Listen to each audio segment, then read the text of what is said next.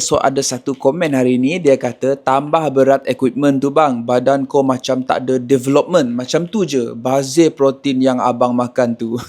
Okay, so tak perlu jelaskan pun, but untuk education, adakah saya membazir makan protein? Sebenarnya, makan protein dan bersenam bukan semata-mata untuk jadi sado. Ramai juga yang fokus pada lean muscle atau gaya hidup yang sihat secara keseluruhan.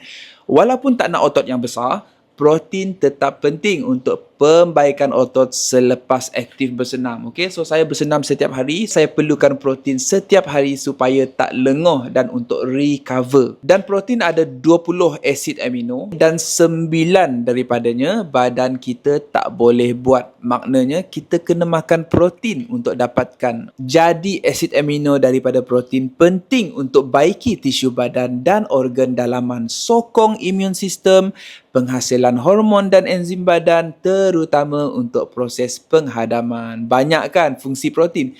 Jadi, jika kita lihat orang yang bersenam atau makan protein, ia bukan untuk bina otot yang besar semata-mata. Okay, so kita sedar, esok sudah tua guys.